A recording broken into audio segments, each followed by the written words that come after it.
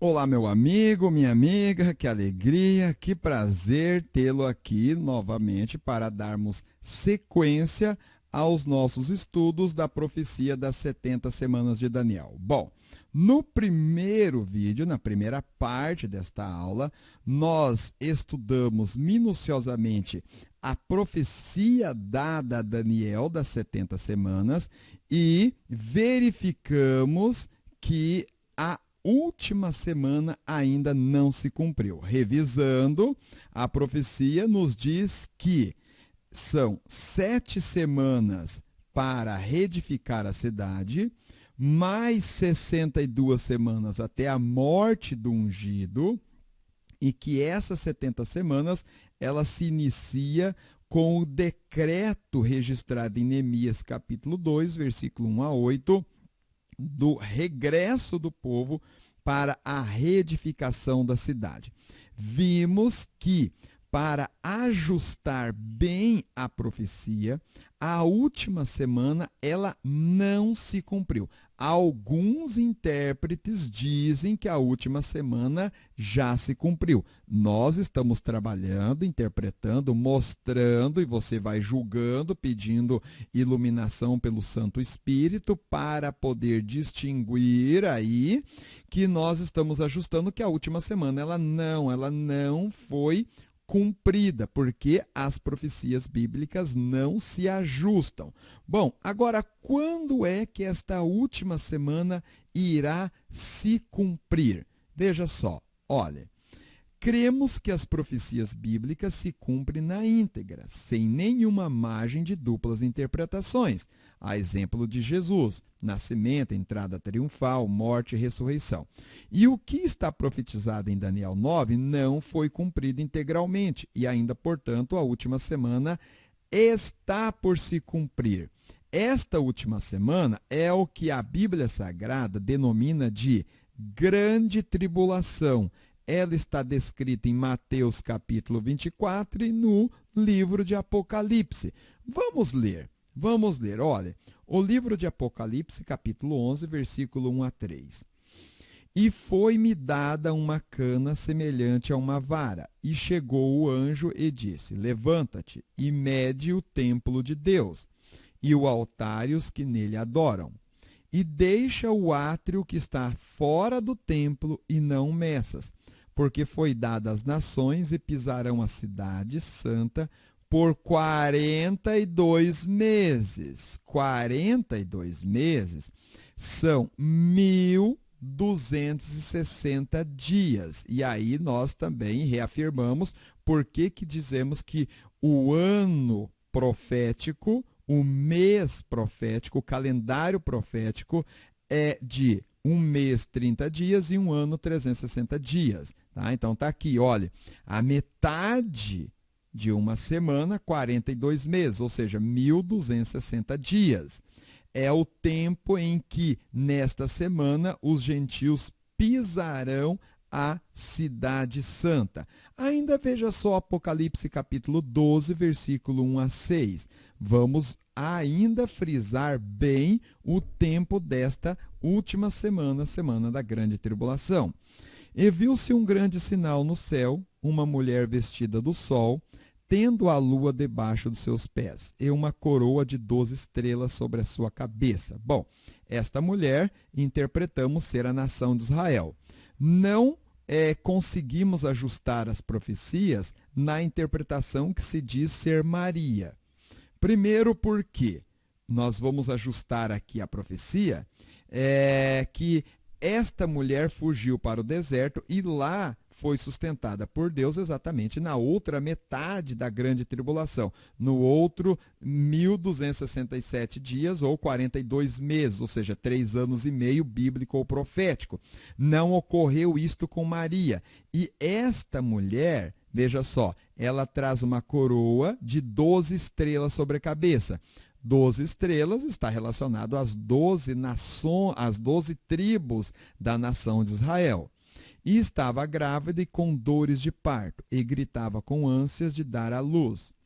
E viu-se outro sinal no céu, E eis que era um grande dragão vermelho. Claro, este dragão é Satanás, o diabo, a antiga serpente, o nosso adversário, que tinha 7 cabeças e 10 chifres, e sobre as suas cabeças 7 diademas.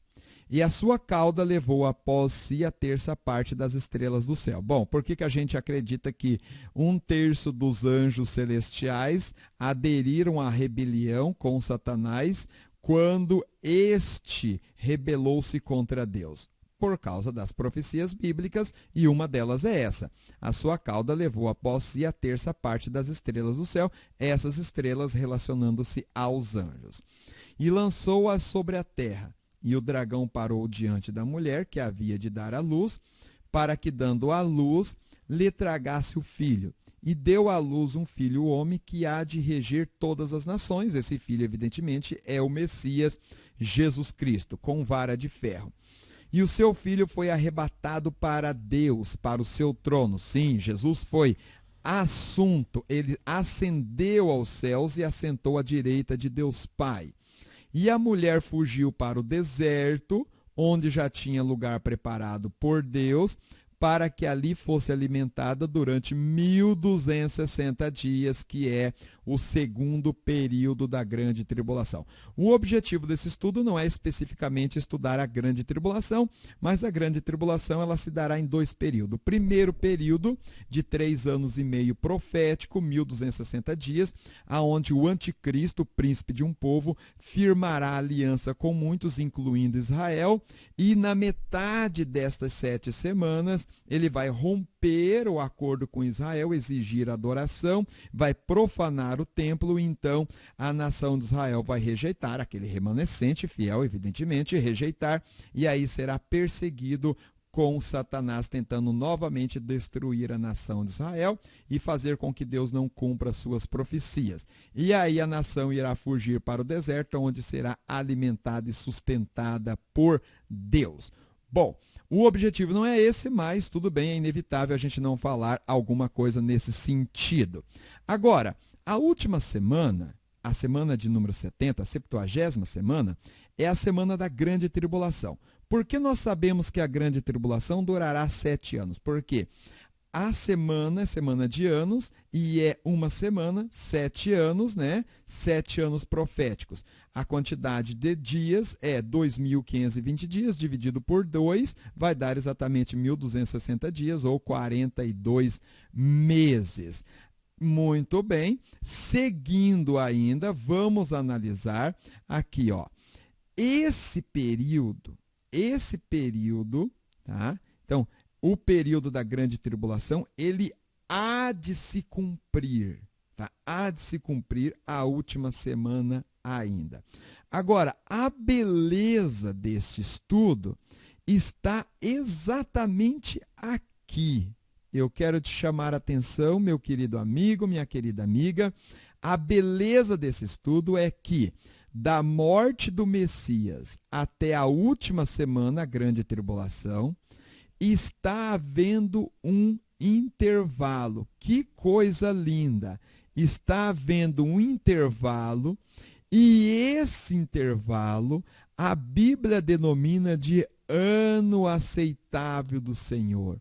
Dispensação da graça, dispensação do Espírito. É o tempo em que Deus abriu espaço no seu calendário para expandir a salvação oferecida pelo seu Filho a todos aqueles que o desejar e abraçar. Veja só Romanos capítulo 11 e versículo 25, o que o apóstolo São Paulo diz. Porque não quero, irmãos, que ignoreis este segredo, para que não presumais de vós mesmos, que o endurecimento veio em parte sobre Israel. Israel está com o coração endurecido, a nação como um todo.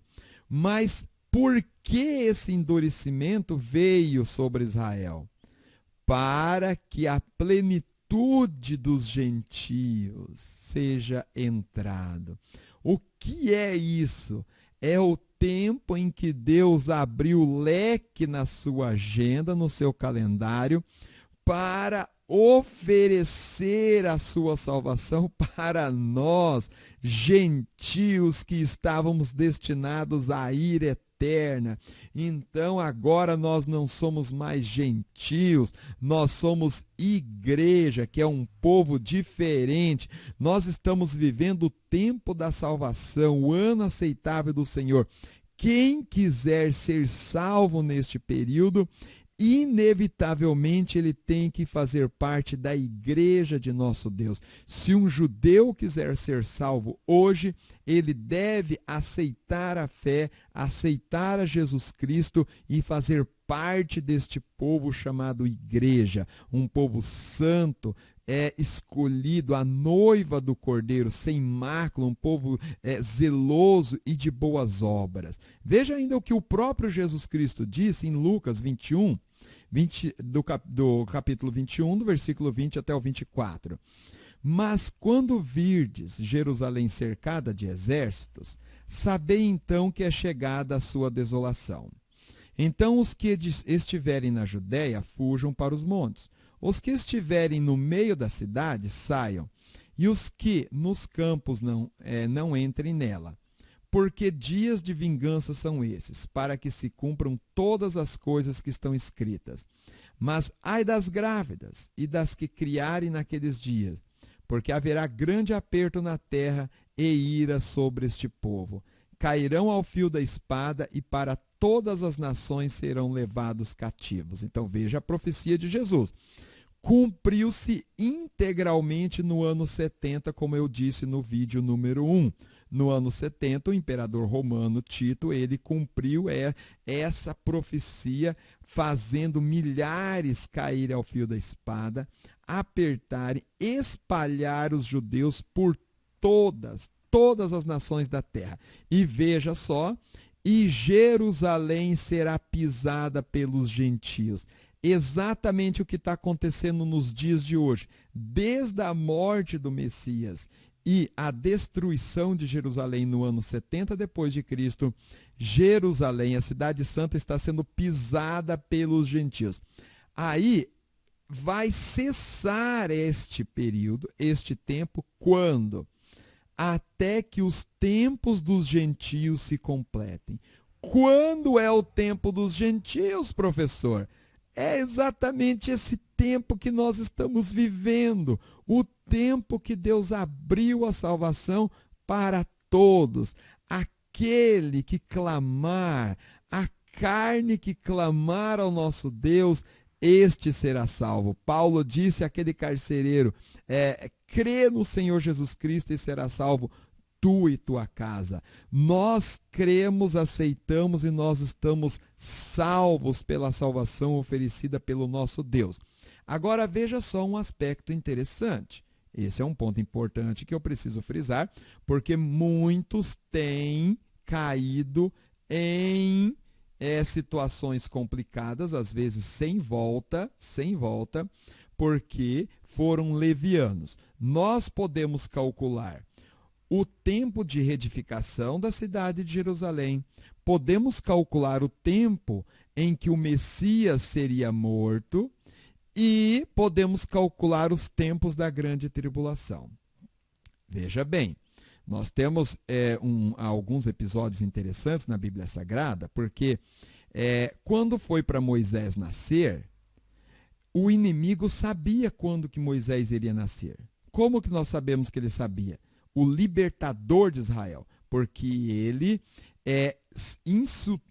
insultou, Faraó a matar todas as crianças. Ele queria atingir o libertador de Israel, que ele sabia que nasceria por aqueles períodos, por aqueles momentos. Como que o inimigo de nossas almas sabe os tempos? Ele estuda as profecias bíblicas. Deus havia dito a Abraão que a sua descendência desceria para o Egito e lá ficaria cativo por 400 anos. Cumprindo esses 400 anos, o inimigo sabia que Deus iria levantar o libertador. Então ele instiga esse plano maligno de matar milhares de crianças inocentes. Quando Jesus também nasceu, houve outra matança. Interessante que ele sabe interpretar bem essas profecias. A Bíblia diz que ele crê, né, e estremece, só não obedece. Ele crê nas profecias, ele crê nas palavras de Deus, só que não obedece, e assim diz a palavra, e de fato a gente observa isso. Então, nós podemos determinar muitas coisas, mas um aspecto interessante é que nós não conseguimos determinar quando se dará o início da última semana de Daniel. Não adianta nós ficarmos especulando. Todos que especulam o início da grande tribulação, que vai iniciar-se com a retirada da igreja, o arrebatamento da igreja. Em 2 Tessalonicenses, o apóstolo Paulo diz que o iníquo, o homem do pecado, está para ser revelado. Só há um que agora o detém, até que do meio seja retirado. Quem é que detém o aparecimento do anticristo? A igreja. A igreja que Jesus Cristo diz, vós sois o sal da terra. O sal tem várias funções, entre elas, principalmente na antiguidade, era conservar a carne para não apodrecer. A presença da igreja, dos servos de Deus neste mundo, está preservando, como que impedindo o avanço demasiado do pecado. Aí, à medida que a igreja for retirada, o anticristo aparece em cena e começa então a implantar o seu plano. Agora, este momento não adianta especularmos, apenas prever que os tempos estão abreviados. Pode ser hoje, pode ser amanhã, pode ser depois de amanhã. Nós precisamos, em função do pecado, viver como se o arrebatamento da igreja fosse de imediato, em relação ao pecado. Agora, nós não podemos ser levianos, em hipótese alguma, como muitos foram, inclusive em 2 Tessalonicenses, o apóstolo São Paulo advertiu, porque muitas pessoas estavam deixando todos os seus afazeres, exatamente por crerem que Jesus Cristo já haviam até determinado datas. E isso, por toda a história, nós vamos ver vários casos se repetindo e frustrações se repetindo juntamente. Esse período é indeterminado. Jesus Cristo disse, olha, nem o Filho, nem os anjos, apenas o Pai que estás nos céus. Nós não vamos interpretar esta palavra, mas ficamos com esta advertência. Vamos analisar agora esta parábola que vai dizer sobre a salvação, esse intervalo, o tempo dos gentios, a salvação oferecida por Deus através do seu Messias. Mateus capítulo 22, versículo 1 ao 10, e vamos concluir o estudo com esta parábola proferida pelo próprio Jesus Cristo, que vai referir-se a esse período. Então Jesus, tomando a palavra, tornou a falar-lhes em parábolas, dizendo: o reino dos céus é semelhante a um certo rei que celebrou as bodas de seu filho, e enviou os seus servos a chamar os convidados para as bodas. E estes não quiseram vir. Depois enviou outros servos, dizendo: dizei aos convidados: eis que tenho o meu jantar preparado, e os meus bois e cevados já mortos, e tudo já pronto, vinde às bodas. Eles, porém, não fazendo caso, foram um para o seu campo, outro para o seu negócio, e outros, apoderando-se dos servos, os ultrajaram e mataram. Exatamente isso que a nação de Israel fez em toda a sua existência. Rejeitou continuamente o convite do seu Deus para celebrar com ele as suas bodas, as bodas do seu filho, o Messias. E, além de rejeitar, fez exatamente o que está descrito aqui. Ultrajaram os seus mensageiros e mataram outros. Jeremias foi ultrajado, lançado na cisterna. Isaías foi cerrado ao meio. Quantos profetas? Elias foi caçado como se caça uma presa. Quantos dos seus profetas não foram ultrajados e mortos pela nação de Israel? Agora veja só, e o rei, tendo notícia disto, encolerizou-se e, enviando seus exércitos, destruiu aqueles homicidas e incendiou a sua cidade. Exatamente isso que aconteceu no decorrer da história. Nabucodonosor, vários outros reis, os generais romanos, fizeram exatamente o que está dito nesta parábola. Agora veja só a lindeza, a beleza desta palavra. Então diz aos servos: as bodas na verdade estão preparadas, mas os convidados não eram dignos. A nação de Israel não se mostrou dignos deste convite maravilhoso do nosso Deus. Ide, servos, pois as saídas dos caminhos, e convidai para as bodas a todos os que encontrardes. E os servos, saindo pelos caminhos, ajuntaram eu, você e todos aqueles que fazem parte da igreja de Jesus Cristo. Ajuntaram todos quantos encontraram. Ah, mas eu era muito bom. Não, veja só, olha, tanto maus como bons. Ajuntaram muitos, muitos, muitos, e estão ajuntando ainda muitos. Para quê? Para celebrar com o nosso Deus as bodas de seu Filho Jesus Cristo, que está preparada.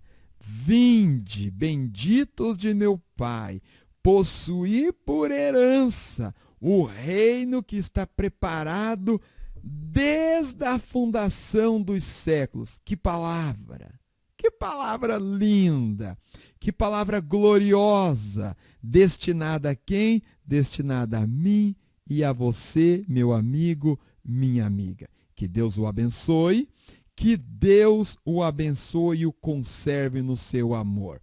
Antes de concluir, deixe-me então só revisar, fazer aqui uma breve revisão para fixar ainda mais em sua mente essas 70 semanas de Daniel. Não há complicação. A única complicação é com aqueles que querem determinar a data do início da última semana. Aí vai se complicar.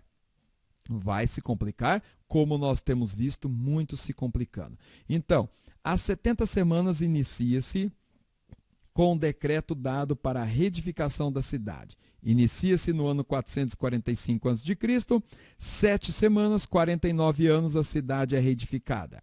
Passa 62 semanas e o que acontece? O Messias é morto. No ano 32 ou ano 33, aí temos uns probleminhas de ajustes aí. A perfeição é só com o nosso Deus. O ser humano não consegue fazer nada perfeito, então nós não conseguimos instituir um calendário perfeitinho, a contagem desse tempo perfeitinho, então vai ter uma divergênciazinha aí, talvez de 1 ano, 2 anos. O Messias é morto, dá-se início a uma era, a era da igreja, o ano aceitável do Senhor, a dispensação da graça, a salvação oferecida pelo nosso Deus de graça. Cumprindo-se a plenitude dos gentios, inicia-se então a última semana para Deus então fazer cumprir todas as suas profecias sobre a nação de Israel. Que Deus o abençoe, meu amigo, minha amiga, e te espero no próximo capítulo.